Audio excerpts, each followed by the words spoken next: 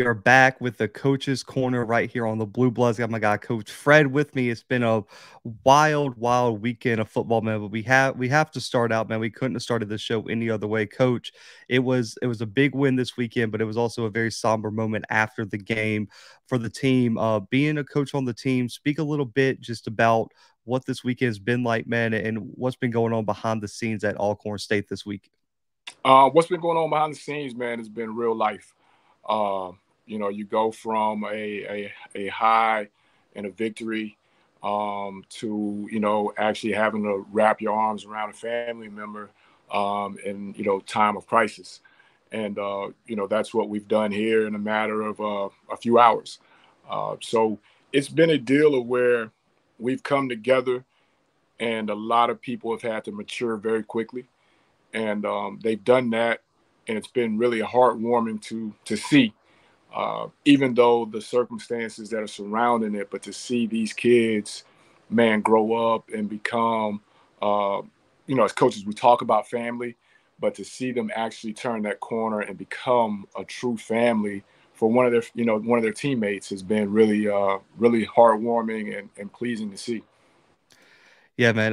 Listen, but there's a GoFundMe link in the bio of this video, man. Listen, any way that you guys want to help or can help, definitely use that link. It's been a tough weekend for Alcorn State, man, but I know the entire community around Alcorn State has been there for everyone involved. So, man, we just wanted to give our well wishes to speak a little bit on that. But, Coach, for the positive, you guys get a big conference win. You have a player win FCS Player of the Week on multiple different outlets, including our own. Speak a little bit about what you saw from the team this weekend and a huge win over a big conference foe. Y'all are what now 1-0 in conference, and things are rolling.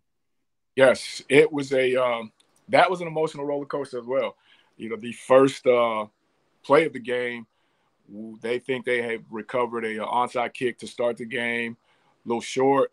We get it the first play of the game, and Agent Zero is what he wants to be known as. Mr. Howard rips off the first play of the game, and the place is going crazy. It's 15,000 plus, going crazy. And, I think as competitors, you start to think that, okay, this one may be a little easy. But you want to talk about adversity and people standing in it. Our kids did that for 2.5 quarters, man. We were fighting tooth and nail for everything we got, and we get to the third, and it's just one of those deals of where the leadership took over. And when you got a player like him that can take it 80 and actually does it, that puts life into everybody. That put life into everybody, and it was just amazing to see that third quarter, man, how it just kind of, boom, boom, boom. And then the type of runs he was ripping off, man, were just, you couldn't help but become a fan. The Agent Zero, and it was just a great team win, man. Those guys up front did their thing. Defensively, we got it figured out, flying to the football. And, at the end of the day, you're 1-0, and that's what you want to be at the when the clock strikes zero. Yeah, 299 yards, multiple touchdowns. And I don't know if you've seen the broadcast version of the game yet. The announcer actually gave him a nickname that has been circulating. He called him the Purple Rhino. Yeah, I didn't know where that came from. Yeah, the announcer calling the game. I like Agent Zero better. Agent Zero is a little bit smoother. Purple Rhino is kind of a clunky nickname for me. I can't rock with that one. But we're gonna go with Agent Zero. I got to see him week 1 against Stephen F. Austin, and I left that game on my show saying he's special. I know you know this, Coach. There's just some players where you can just tell from the moment they step on the field that they're different. And he's that. Yeah. Not to cut you off, Blue. He's that. And he's a great kid. He is a great kid to be around, from Mississippi, from the state of Mississippi. Has family at every game. He's constantly cheering, the other guys on, whether it's offense, defense. Works his tail off in the weight room. Just a great kid to be around. And I agree with Coach McNair in the press conference this week. He said he was a pro, and I agree. That's a pro caliber player right there. But huge win, Coach. I'm looking forward to seeing what you guys got coming. But we got to get to some of the games on this show. Week 5 Coach's Corner, and we'll start out with the only top 10 FCS matchup of the year thus far. South Dakota State pulls it out over Missouri State in a dominant defensive performance, man. The South Dakota State defense for me, Coach, is legit. They got an argument to be the best defense in the FCS right this second. They're clicking, man. And, we talked last week about the pieces that would be missing for them and how they would be able to, put it together. And when you talk about what they did, man, that's impressive. When I went back after the game, I grabbed my phone, sitting in the locker room, getting dressed, eating, and just checking scores of what we were looking at. And I saw that score, and then I went, and it was just like, wow, okay, they came to play. They really showed up. To lose what was considered the number one FCS prospect at tight end in Tucker Kraft, and then your backup tight end comes in, 7 catches, 127 and a touchdown for South Dakota State. The tight end room is so deep, and it's a position, Coach. I mean, you're an offensive guy. A lot of people don't recruit tight ends like that anymore. No, and for him to come in, like you say, and go 7 for 127 and a touchdown, and he's not the starter. That's where you're like, okay, he came to work every day understanding that he needed to be ready for it ready. And wow, for him to come in and do that. And then, Jaden comes in and he has 8 for 102 and 2 touchdowns. That's going to be tough to beat. That's going to be tough to beat. And then you're talking about an offense that went for almost 500 yards. And your defense is not giving up anything. I mean, that as a coach, that's an open book. That's an open book. They could be terrifying. Coming into the game, the critique for South Dakota State was elite defense, average offense. And Mark Gronkowski, I know a lot of people, who don't follow a lot of FCS football. This is a guy who led South Dakota State to the national championship in the spring season, gets hurt, misses all of last season. And it's tough to overcome significant injuries like that. And this week he looked exactly like he did in the spring. 22 of 29, 319 and 4 touchdowns through the air. And this is a run first team, and he just put it on Missouri State. And on the flip side, I told you, Coach, the reason I went with South Dakota State was that front 7. They got after Shelley, 4 sacks and multiple pressures, and Shelley did not have a great game. That front 7 deserves a lot of credit for the performance they put on. You did, and that was huge. And then the other glaring stat, as I stated in the first show, one of my big things to look at, 3 of 12 on third down is what that defense kept Missouri State at. You know what I mean? That's me. That to me is giving your offense back the ball. And then when you're talking about your quarterback cooking the way he was cooking, I mean, it's that can be a scary factor coming down the stretch, especially when you're talking cold weather games. He can still throw it. They can run it. And it doesn't matter because they know when that defense goes out there that it's pretty much going to be lights out at this point. Huge for that quarterback. And he was almost forgotten. You're right. He was almost forgotten. But you keep putting up 22 of 29, you're not going to be forgotten long. No, I mean, he inserted himself right back into the MVFC Offensive Player of the Year award race. But another big game, Montana State, Eastern Washington. Me and you both were wrong, missing their top 4 running backs and starting quarterback who got hurt in the first quarter. They still put up 355 yards rushing and almost 500 yards of total offense on the road against a top 15 team. And control the clock for almost 40 minutes of possession time.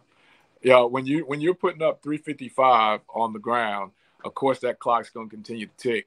But we were wrong. You're right about that. And to see that rushing number, man, that's absolutely crazy. Absolutely crazy. And you're talking about a team that lost their breadwinners. They're breadwinners. I don't know. Hats off to Eastern Washington. I mean, they fought. They kept it close. They had a chance.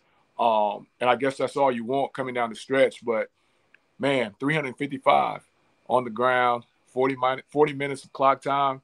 that's going to be tough to win. And, then you have the turnovers, the fumble, twice have the INT, and then you have the other people on the other side of the field running the ball that way. I mean, that's going to be a tough recipe to win, however you look at it. Yeah, when you got a team controlling the time of possession, wasted opportunities when you have the football, and also being looking at it from a defensive mindset, man, you get no rest. Your defense is on the field for a long time, and I get they're coming off. If I'm not mistaken, Eastern Washington was coming off a bye week, but that still can't be easy when you're on the field for 40 minutes and your offense, turns the football over and creates a short opportunity for you. And you're out there for 40 minutes. And it's not like you're playing 40 minutes of 7-on-7, 355 yards on the ground coming at you, it's people coming at you. And that starts to wear on you the later that ball game gets. And, I think at some point in time that probably took a toll on that defense because you got people leaning on you, and you got those guys running the ball as hard as they were. That's got to be tough, and it's got to be tough in the mindset as well. Brent Vegan deserves so much credit being the head coach of Montana State. Coming into the game, they got your 4th-string running back starting. Your starting quarterback goes out mid-game, and your 4th-string running back and your 2nd-string quarterback combined for, if I'm not mistaken, over 200 yards and 4 total touchdowns. That is unheard of. And that's unheard of for not just the numbers that you just said, but imagine a bunch of 18 to 21-year-olds knowing already that you don't have your horses, and then your starting gun goes down. Mentally, that's got to be tough. And, hats off to Coach for keeping his team in it, man. And they roll. They definitely did. Big win for Montana State, jumps back into the number 4 spot. Eastern Washington drops a little bit, still hanging on to that top 25 spot. And the Big Sky is just going to be a gauntlet this year. But looking at a SWAC game across the way, this was a must win for both teams here. And it was a big win in Bragg. Listen, Alabama A&M took a 10-0 lead leaving the first quarter, and FAMU stormed back to win 38-25. Coach, what were your major takeaways of this one? I think FAM found what they do best. Musa came out, and I hope I'm pronouncing his last name correct. Yeah. Came out, threw the ball for 367. And now the scary thing for everybody else is X-Man may have found his rhythm with his quarterback. He found the end zone for 3. And that connection, if they can protect him down the stretch, gives them an opportunity to be in position. If somebody slips up, they have an opportunity. But we both said last week that this was a game of where it was going to turn down the sound for the winner and amplify for the loser. And I hadn't really been able to get a full understanding on what happened there at the end, but I think that kind of set in for the team on the other end of the scoreboard, that it was pretty much one of those, you had to win the situation, had to win the game. So from what I was told, it was because they were still throwing the ball on that last drive, and it was kind of taken as a sign of disrespect. Like, listen, you're up by double digits, run the clock out. Don't try to run the score up on us. And that was kind of the thing. As a coach, I know we don't have to speak about this situation because I know it's a weird thing for you. Is there like an unwritten rule between coaches? Like, where's the line between disrespect and, listen, we're still playing a football game out there? And I think it goes coach by coach. It goes coach by coach. The great Steve Spurrier, we all know what he said about that. Those kids practice hard and they go through every week as well. They deserve the opportunity to get out there and throw it and catch it in front of mama, just like everybody else. And on the flip side, some coaches feel like, hey, you're trying to show me up. But at the end of the day, it all comes down to somebody's got to stop somebody, and somebody is trying to not be stopped, however you want to put it. But I think it goes coach by coach. But I've been on both ends of that thing, and it just depends on what end you're on. If you're on the winning end, hey man, we were trying to get Jack, who's probably not going to play again. We're trying to get that kid a catch. You know, he works his tail off in scout team 4 days a week. Why not reward him with a 5-yard out? You know, but on the other end, you know, I mean, we got 30,000 people here watching you still throw the ball and you're up freaking 20. You know, what are you trying to prove? You know, that kind of thing. So been on both ends, and I think it goes coach by coach. You know, I think I kind of see it from both sides. You know, 38-25 isn't as big of a blow. I don't think that's I don't think you're trying to run the score up on anyone at 38-25. Now, me and you have both seen, we've watched football for a long time. Those old Houston teams, when they're putting like 60, 70, 80 points on, it's like, okay, I get that. I'd be pissed too. Like, you've thrown for 900 yards this game. Like, can we quarter, what are you doing? Yeah, right. Like, come on, man. You trying to put 1,000 on us? That's like Stephen F. Austin this weekend, 98-0. Bro, you gotta come on, man. We need a running clock. That's ridiculous. But 38-25, I don't know if that's, you know, the biggest issue for me. But like you said, it's coach to coach. The biggest thing is A&M's quarterbacks looked a little bit better. Langford was very dynamic on the ground. I think he had 81 yards rushing, but to me, it's still an offensive line issue. As much as the quarterbacks have not been super efficient, still sacked 4 times. He was under pressure all night. And when you're a new quarterback in a new system, trying to establish yourself in the back of your head too, if I don't play well, I can be benched, because both of these guys have been rotated consistently. I just don't know if they have had any chance to really get comfortable and prove themselves yet. And that's the key word, what you just said, get comfortable. You know, when you get back there and you know you're in a passing offense, your back foot hits, you immediately, you got to go somewhere with that football, obviously, but in your mind, you got to go somewhere with that football just a little bit quicker, because you know that those issues, so it makes it a little hard. You know, you may want to be able to hold on to it just a hair longer to let that guy clear for sure. But in your mind, you know, I've been hit 3 times already. I got to get it out of my hands. So those guys never get comfortable. And then your run game's kind of on again, off again. So it doesn't really help you. And everybody on the other side of the ball knows that you're having trouble at that position. Let's be honest. It don't matter the level. If your trigger guy is not comfortable or up to speed, it makes everything else tough. And the last point I wanted to make, Isaiah Major is legit for FAMU's defense. I said last year the playoff game really exposed that they were really weak at linebacker, because Southeastern Louisiana dumped down after dump down to the running back and tight end, and nobody was there to cover. And they just had no one in the middle that was that guy. Isaiah Major, with his athleticism, is someone that can play sideline to sideline and that you can put in coverage and feel comfortable in. Coach, as an offensive guy, you've seen the film on teams. If you know that middle linebacker cannot play in coverage, we are putting him in space all night long. And you cannot do that with Isaiah Major, because he can make you pay. And that showed, again, like I said, it's one of those things where I think they are finally getting their footing as a team, offensively and defensively, because they looked better than they have the other weeks. And we all know the noise that was coming out of that program and what they were dealing with.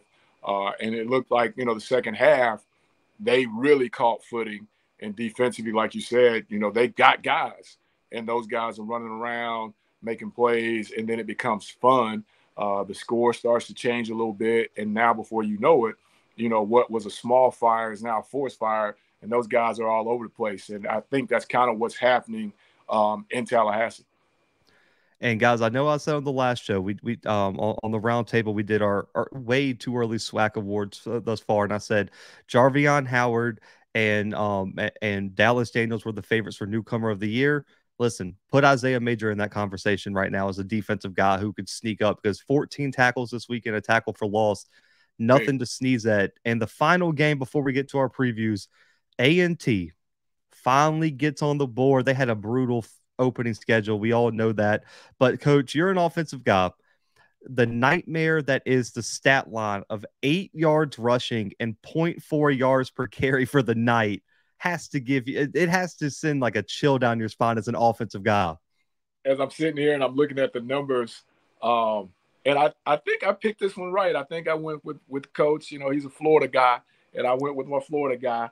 But you're talking about 439 total yards and 284 on the ground, almost 3 football fields on the ground.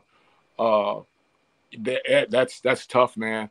like we talked about in the other game earlier, when you can run the ball like that and have constant success and chew that clock, it makes it tough for everybody else when you're doing that. And they did that with Mr. Tootin.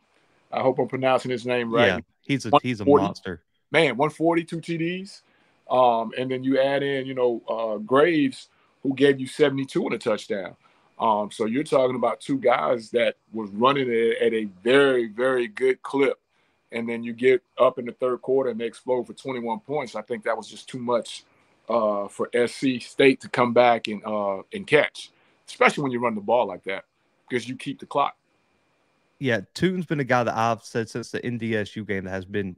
I mean, he has been on a tear, and they have not missed a beat without Jermaine Martin. And they got a factory up there at North Carolina T turning out some running backs. But another thing that stuck out, and I don't think it affected the game as much because both teams were terrible. A combined 25 penalties for 200 and like almost 30 yards. Coach, when you get, even if you win, if you're A&T and you're on that coaching staff right now, what are you telling your guys going into conference play when you won, but you played that sloppy? Man, 13 penalties for over 120 yards for A&T this weekend. I know Coach Washington wasn't happy about that, and I know this used to be a former, conference matchup and, rivalry, however you want to put it, but you're not going to win many games having that type of penalty yardage against you. And I think Coach Washington is probably a little, I wouldn't say probably, I'm sure he was really upset. And I'm sure some guys kind of paid for some of those penalties because some of them were bonehead stuff, bonehead penalties, unsportsmanlike after the play. As coaches, I think those eat you up more than the things that happen during the play. It's that after the play stuff. And I think that right there will definitely come back. If you don't get it under control, that will definitely come back and cost you big in a game. You got a chance to put a team away. You think you have a first down, and then you have that unsportsmanlike, and you go from in the red zone to now almost to the 50, something like that. And it forces you to really have to play sound football down the stretch, especially in the conference play. And we talked in the preview about both these teams having some question marks at quarterback. I don't think either quarterback played particularly A-plus football, but one team was able to run the football and take the pressure off the quarterback. The other had to throw it 50 times. But a positive, though, you've talked about this guy, and as a wide receiver guy, I want to get your opinion. Shaq Davis again. 5 catches, 122, a touchdown. What is it about Shaq that makes him? I mean, my opinion, I don't know how you feel. That guy plays on Sunday soon. Oh, most definitely. Most definitely.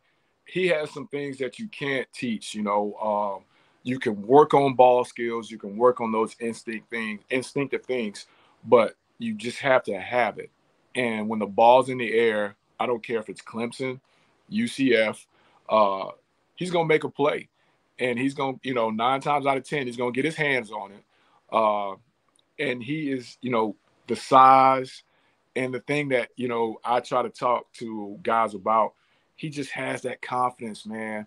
He just has that you just watch him, man. He just has that swag. And I think he's going to, if he doesn't get an opportunity, it's something really, really, really, really, really, really wrong. And when I'm saying opportunity, I'm not even saying a free agent.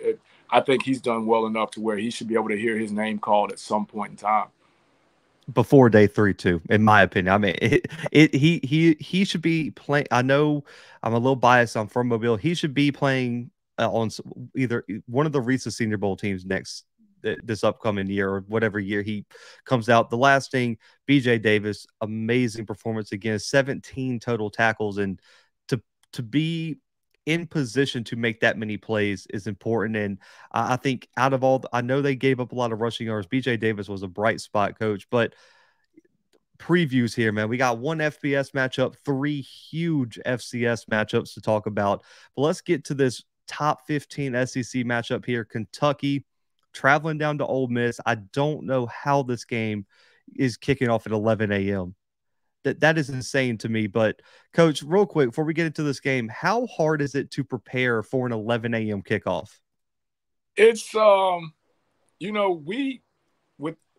the late kickoffs, we would prefer the earlier kickoff. Okay.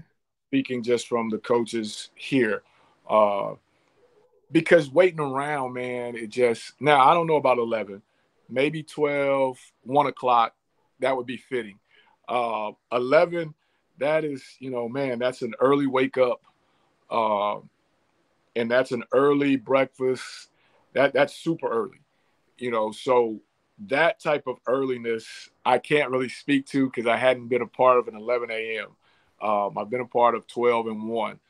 So the way you prepare for that, I'm sure, you're in bed early, of course, the night before, and the wake-up calls, man, you got to really hope your guys are mature enough the night before to take it serious and really go to bed because that wake-up call is going to come pretty early and earlier for the away team than the home team.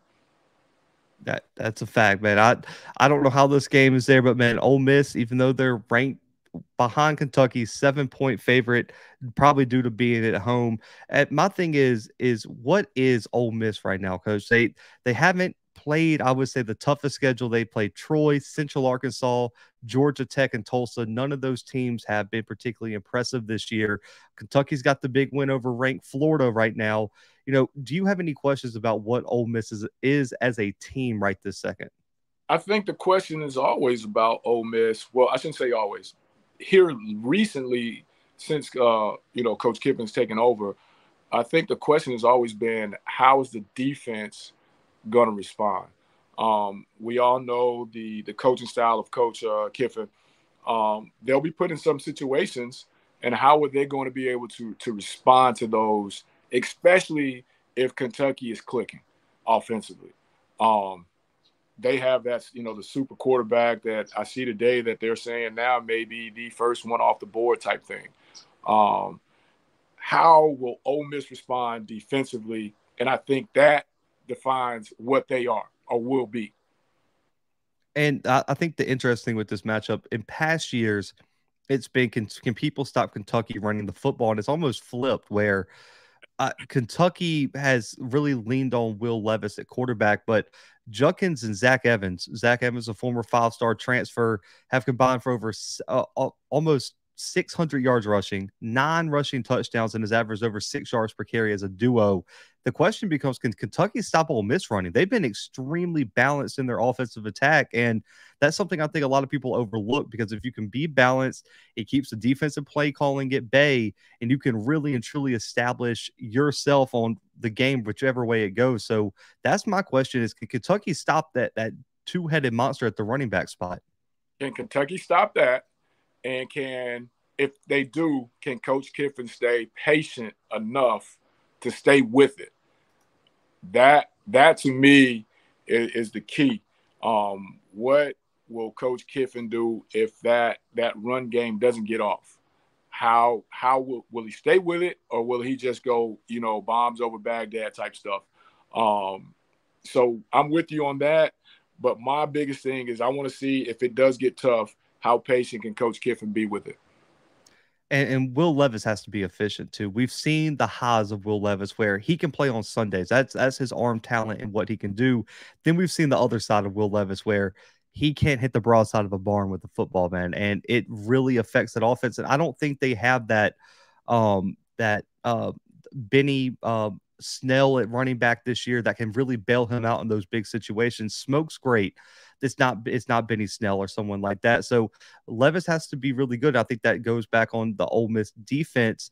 It's just, I trust Mark Stoops. I'm just going to be honest. I think he's one of the more underrated coaches at the FBS level in college football, where just because he coaches at Kentucky, he doesn't get put into that elite tier of coaching, but he's had Kentucky in the top 10 for multiple years now.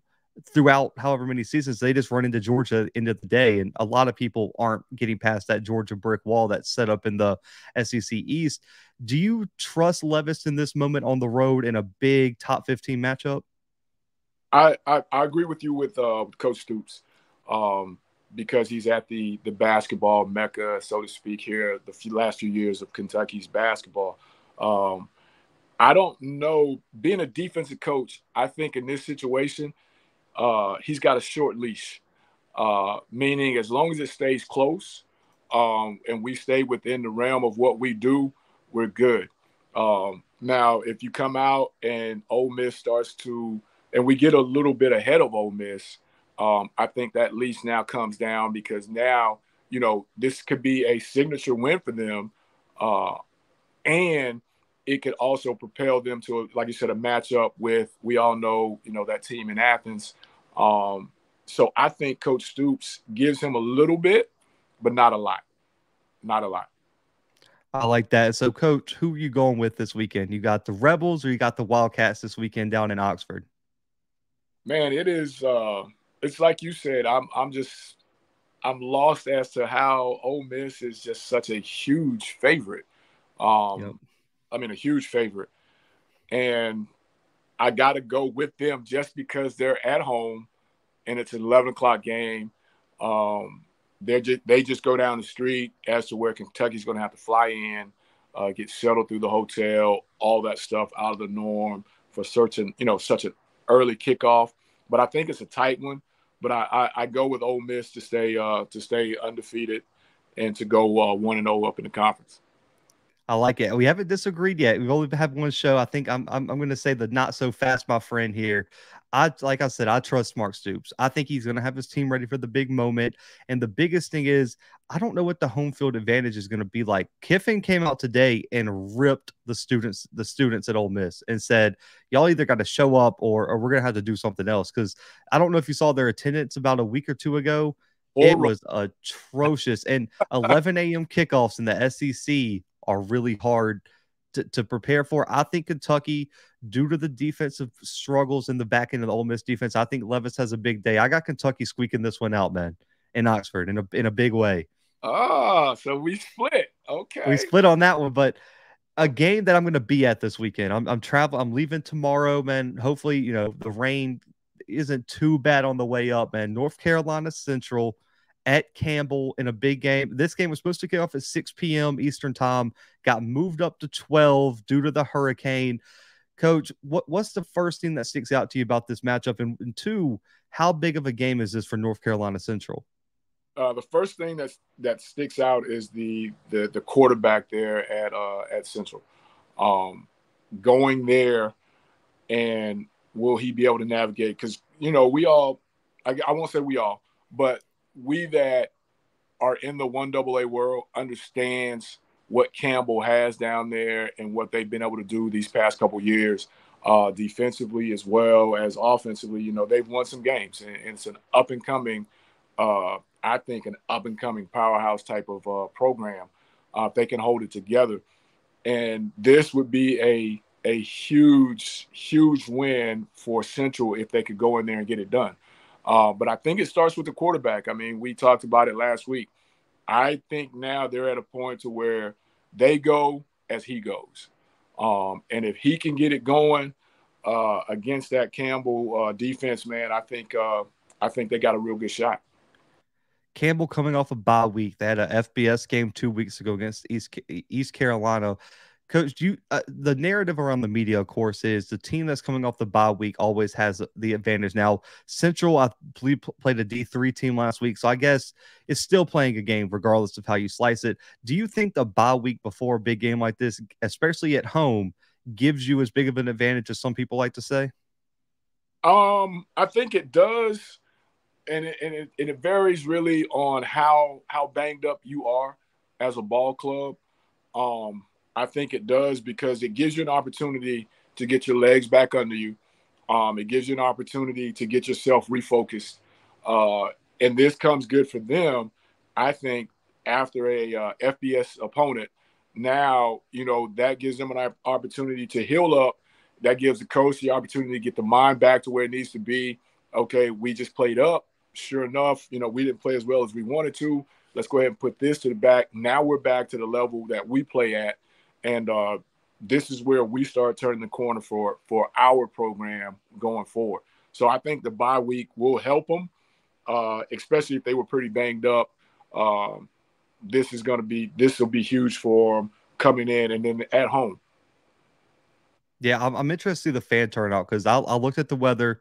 high winds, of course. I think it's going to be 20, 30 mile an hour wind, potential rain. I'm wondering if it's going to be as big of a home field advantage as it was going to be at 6 p.m. Central Time. Clear weather like it was supposed to be. It's going to be a different world, but I agree. Davis Richard is going to be the X factor. He leads the team in rushing, 255 on the ground, 7 passing, over 700 yards through the air.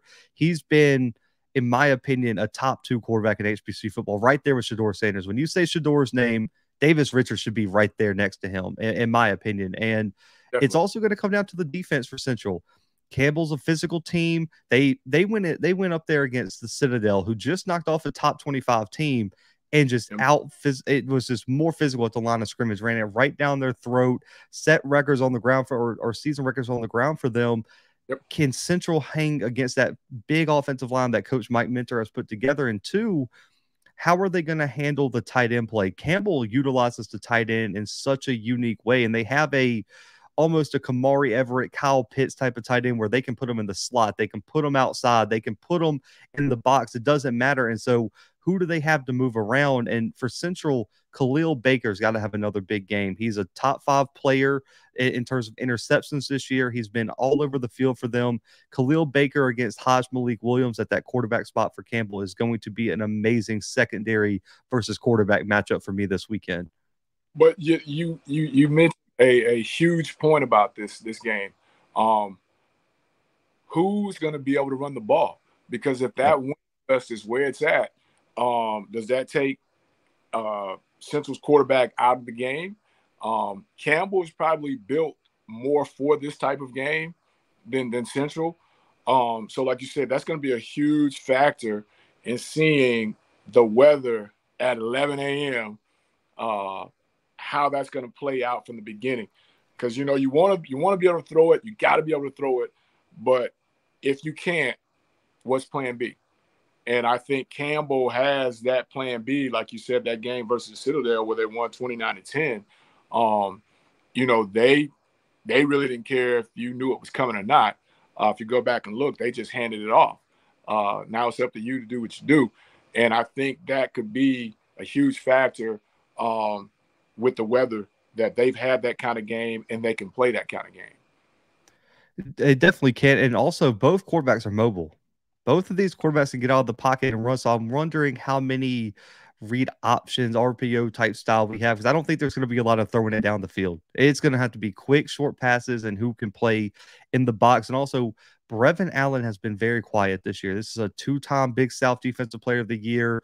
Is on pace right now. If he starts back picking up sacks, he could set the Big South record, conference historical record for sacks in a career and tackles for loss. How big of an impact does he make? This Central team, looking at New Hampshire, looking at some of the teams they play, they have not seen a D-line as good as what Campbell has. They got a 3-star or 3 or 4-star defensive tackle too. Brevin Allen's at the edge spot. Can they hold up against a pretty strong run defense team? They held the Citadel, which triple option team, they're supposed to be able to run the ball to lows on the ground. If Central can't run the ball and you got to throw in that wind and rain, things could get really dicey, especially when you got a secondary, Ezra Weldon, also Miles Rouser. They got some backs back there that can make plays happen on the football. And Campbell has and I'm sorry, I can't remember the young man's name, and I'm trying to pull it back up. They have a safety that can get down in the box and play just as physical as their linebackers. So that gives them an opportunity to really, if the weather plays a factor, to load that box, not with just a regular DB that looks like me, but a guy that actually can play linebacker. Campbell, I think, is one of those programs that people don't know a lot about, but they will here shortly because of this game, and then they have to play a team that's up the street from me as well. And I think these games are going to put this program on the map. But the weather is going to be the deal. Who can navigate through it the best is going to be, I think, the playing factor here. And Campbell, being that they can put it on the ground, I think the edge kind of goes to them in this situation. So you can start riding with the Campbells this weekend in a big upset? I am. They're home. I really think that they can actually grind this one out, man. I expect it to be one of those deals. Like you said, if that weather shows up like they're saying, This can be one of those low-scoring games, not reaching the 20s. And Campbell, I think, is probably built for that more so than Central. No disrespect to Central, but Campbell's done it. Hey, I like the pick. I'm covering this one, so I gotta hold my official prediction on this one, man. I gotta be a little bit professional on it, man. But I'm excited to cover this game. So stay tuned for coverage for that on the channel. But Samford versus Furman in a game that I'm gonna be honest, I cover FCS football. I didn't think both these teams would be sitting at 3-1 right now, especially with some of the teams that they've had on their schedule. Samford started their season upsetting Kennesaw State, a top 10 team in the country, by 10 points, while Furman picked up a top 15 win over ETSU 2 weeks ago. And both of these teams' sole loss, Samford lost to Georgia and Furman lost to Clemson. So you could say that those losses are very battle-tested and very understandable losses on the road to big Power 5 schools. Coach, what sticks out to you about these two teams this weekend? Injuries. Kind of like you, I went and got a little inside information, and will their quarterback be 100%? I think he is the key to what they do. And this is one of those games where somebody goes a leg up in the conference, and like you said, they're both sitting at 3-1.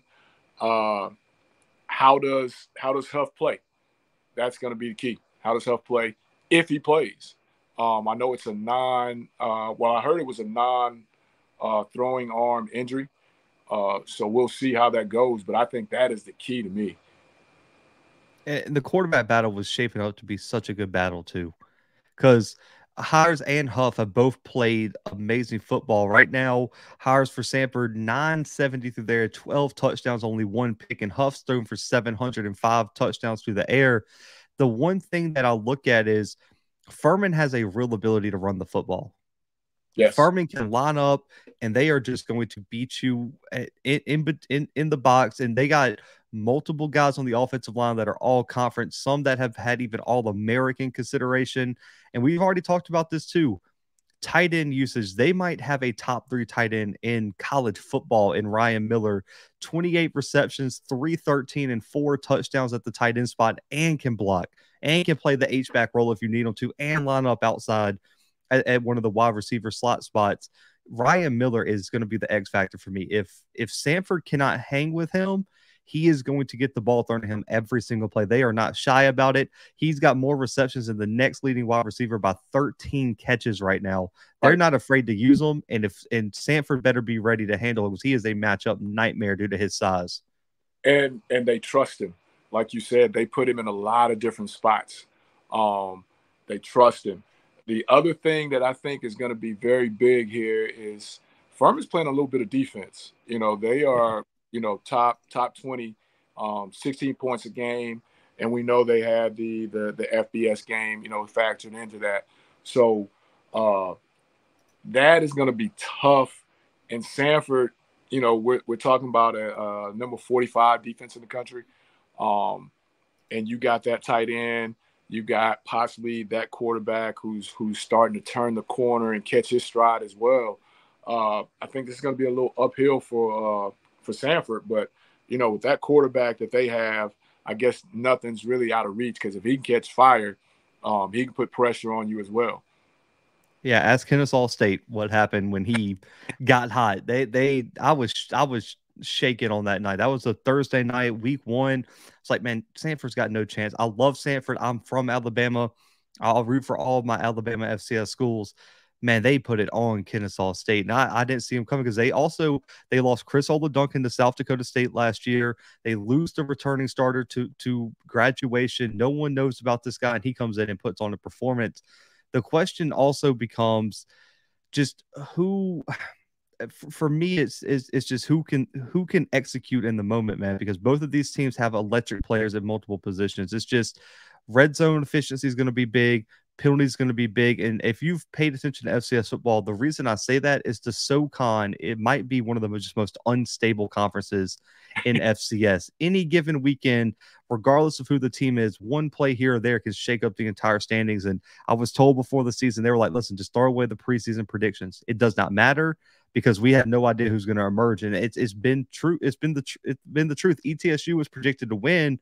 They're sitting there and have almost no chance to win this conference right now based on the standings. So, Coach, looking at this game, we've talked about QB injuries possibly for Furman. We've talked about their ability to run the ball. Ryan Miller, talked about Michael Ayers for Samford. That defense, we'll see what it is. Smith at wide receiver, 6 receiving touchdowns for Samford. Who do you like in this game as Samford does have to go up and play in Paladin Stadium this weekend? Furman is top 20 in the nation in third down conversion. Which means, okay, they can get there and they can get it. And they're playing defense. And, that's one of my pet stats, man, is that third down. And they're doing that. And I think if the quarterback comes and he doesn't have any can play, I think they come out victorious simply because, like, they have a nightmare matchup and they're playing pretty good defense at this point. So I go with Furman, the purple team. I like it. And hey, I think we might be 3 for 3 on splits and stuff. So we'll see when we get to the next one. I'm riding with Samford on this one. I think their defense can do enough. They went up against a really, really good Western Carolina team last weekend that their offense was rolling. They held them to 12 points last weekend, and Michael Ayers has another big game. My question is, I don't know if Furman's seen a passing attack like this right now. I mean, of course, listen, I'm going to throw out the Clemson game. That's not a fair assessment. Charleston, they played Charleston Southern. I don't think they can air it out like this. ETSU definitely can't. And in week 1, they played a team that wasn't even in the FCS. I think Michael Ayers has a big game. The one question I do have, though, is, man, if Furman gets in 3rd and shorts, you are in trouble. Because like you said, they are converting on all of those, and their ability to run the football is why they're so good at that. But I trust Ayers. I trust the Samford offense. I think they do enough to make this a high-scoring game, and I don't know if Furman's ability to throw the football is going to be impacted due to some quarterback instability. I'm riding with Samford in a big win this weekend on the road. And that's one thing that Furman can't afford. You're exactly right. It can't get into one of those games where it's 28-35, 35-42 stuff. They can't get to that. You're exactly right on that. And the quarterback situation, but I feel good about the way Furman runs that ball and their third down conversion rate. And they're playing a little bit of defense right now. So I'm going to stick with that one. I like it, man. I love it. In the final game, a big ranked matchup between Richmond and Elon, a big CAA matchup as well in that conference. You talk about transfer portal paying off for Elon, man. Matthew McKay steps in, former Montana State quarterback, has been playing out of his mind this season. Coach, looking at this matchup, what sticks out to you? What do you like about each of these teams coming into this game? They're fairly even, and some of the things, some of the stats, some of the numbers that I pulled. But, Richmond's quarterback is throwing the ball at a pretty nice chunk. 11 TDs, 1 interception. So that's telling me that he's being really efficient with the ball. He knows where he wants to go, and he's getting it there. And, for a guy that's already thrown 1,000 yards and your top receiver is at 268, that's telling me that you're spreading it around. And I think the quarterback play there is going to be really huge. And defensively, I mean, their schedule is about the same, but I think defensively they may be the better team coming in, just looking number-wise.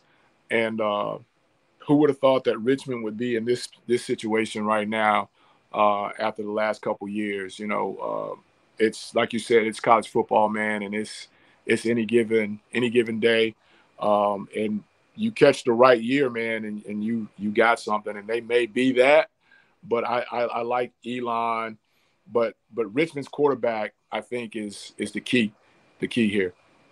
Yeah, I'll talk a little bit about Elon, but man, the quarterback for me is X factor. Matthew McKay, man, 1,000 yards passing, 9 passing touchdowns, only 1 pick. Also has run for 202 touchdowns on the ground. The biggest thing for me is Hampton at running back for Elon has really emerged as a guy that can take a little bit of pressure off McKay, even though he can do it out of the pocket. Man, 330 on the ground, 3 touchdowns, and also they have a two-headed monster at wide receiver in Daltrey and Parnham that I think could offer some problems for that Richmond secondary.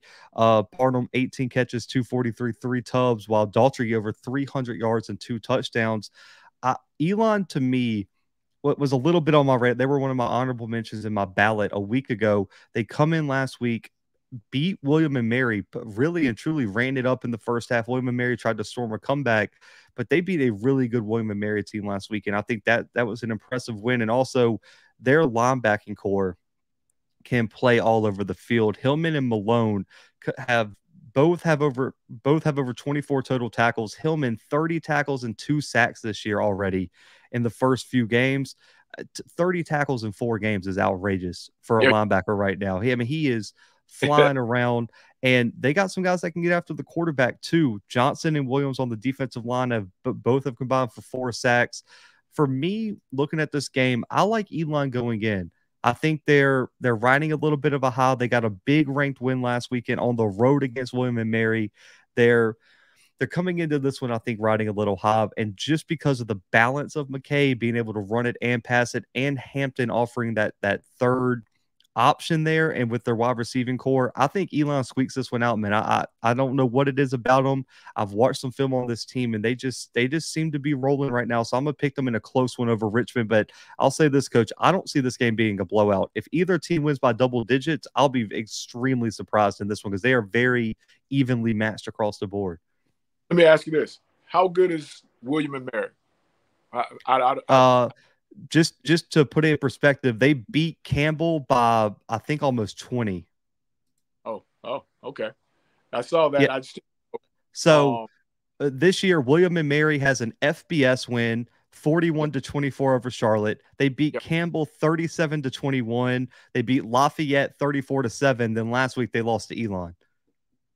So my thing is, do you think they can continue that? I guess would be the question.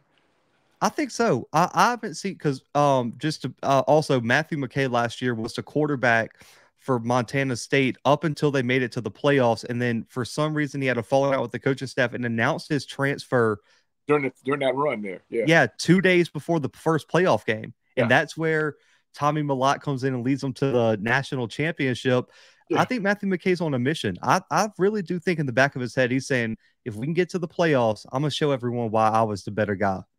And I just think they got that sneaky confidence about them. And watching that William and Mary game, I'm going to be honest with you, Coach, I didn't pick them last week. I said William and Mary's got this, because that was the team that I saw what they did to Campbell. They made Hajj Malik look completely average, and that defense was rolling. And Elon jumped on them fast, and I think this weekend they can do the same to Richmond. I think they're a little bit more proven to Richmond, and man, that offense has so many weapons you have to deal with. And Coach, as an offensive guy, if you have 5-6 weapons you can count on, I know for a fact you can't take them all the way from me. Makes it tough. I guess I just like the Richmond quarterback, and like I said, I don't want to butcher his name. But it's tough. I think it's Reese Udinski, if I'm not mistaken. Udinski, he's a big guy, 6'4", 220, man, and he's throwing the thing at almost an 80% completion rate. And you start getting those numbers, man. I just think that again, I'm heavy on if you have a trigger man that can control your offense, you have a chance. I'm heavy on that, and I hear what you're saying about a shootout. But I think Udinski could possibly handle a shootout for Richmond if they needed it. I'm gonna take the visiting team here. I love it. I think they do it. I take the visiting team. Udinski, let's go, baby. Someone asked me, they were like, how often do you think you and Coach are going to disagree? Well, listen, we disagreed on all the games. I couldn't pick one, so we disagreed on 3 of the 4, man. It's going to be a big game, huge ranked matchup. The winner takes a huge step forward in a competitive. Listen, I'll say this: the winner probably is a second place team, because right now I don't think anyone touches Delaware in that conference. Delaware just, they look different. They rolling. They're Yeah, actually watching them. like you said, rolling. But Coach, man, that was our last one. Real quick, you guys are on a bye week this week for Alcorn State. Got Valley coming up in 2 weeks. Real quickly before we get out of here, what does a bye week look like for you guys? What are y'all focusing on, and how early do you start prepping for Valley this week? We started already, and this week was a week of getting a few guys healthy, a few guys that missed a couple games, getting those guys back, getting familiar with Valley, and like you said, trying to get a leg up mentally on what we want to do with them, and slowly introducing it to them while staying in the weight room, staying on the conditioning tip, and just waiting to see what happens with this Valley and FAM game, and see how much it differentiates from what they've done up to this point, and just bearing it all together come Sunday. So this week was a Valley week. We did prepare for them, but we also worked on some of our stuff and went back to fundamentals in Indy. Worked a lot of fundamentals, just the basic stuff to get back, and some stuff that we needed to correct from the past few weeks. Actually have time to actually go step by step of what we need to do in these situations. So bye week for us was still Valley, mixed in with fundamentals, mixed in with the weight room and conditioning. And, of course, this week has been, really trying for us mentally, and just kind of getting our footing back toward the end of the week, and, wrapping our arms around, our brother, and moving forward, and trying to be in a positive mindset when we get back here on Sunday. I love it, Coach, man. I definitely enjoy your off weekend, guys. We'll be back next week. Week 6 is coming fast. It's going to be an amazing weekend of college football, man. So make sure to hit the like button and subscribe, man. But listen, for me, my guy, Coach Fred, and the Bluebloods, guys, we are out for right now. Well, go ahead. Go ahead. I don't know what or how you coming up with a picking system, but this week, I don't know if they realize there's a lot of one-loss teams and a lot of undefeated teams in conference, even though we're just starting conference play. This week of games that you pick, man, it is a deal of where the winner is in the driver's seat, and the loser is looking for help. So I'm just excited to see what you got coming up after this. Can you picks? Can you keep it? Picks is what we want to know. Hey, I'm keeping up with everything, man. I try to keep my thumb. I talked to Craig Haley from FCS Stats Perform. I was like, man, I got to keep my thumb on everything. I appreciate being a voter, being able to pick for the Buck Buchanan and Walter Payton. Man, all weekend, as much as I grew up an FBS fan, watching FCS on the side, now it's like all weekend I'm watching FCS, and I got to catch up on FBS like later in the week. I'm like, what happened? Who won in the FBS level? Because I've just been all FCS all the time, man. So trust me, I can't wait. There's some big games coming up, especially October for me is one of the most exciting months of college football, because that's where we find out who the true teams are. Everyone in baseball says that road to October, college football October, that's where the real contenders emerge, and then November separates the contenders from the pretenders in that group. Most definitely. And Coach, I know you. I don't know if you know this yet, guys. FCS game day is still rolling. Listen, this weekend we're gonna be a little bit wet, so we'll see how the photos and everything turn out. We're gonna be working in the midst of a hurricane. But listen, last week of the season, the 19th of November, I will be back in Lorman, coming down for Alcorn State, Jackson State, and what I think. Just early prediction, what I think is going to be a SWAC championship preview. I've already said that on the show multiple times, but we got a lot of time between them, but we'll see. I'm confident in that prediction. But so we'll go to that one, and then I'm working out some plans on the other game. I should be October 15th in Southern for Alcorn State Southern 2. I know a bunch of the media is going down to that game. We're going to have a lot of things coming y'all's way. But guys, for Coach Fred, for myself and the Bluebloods, we out for right now.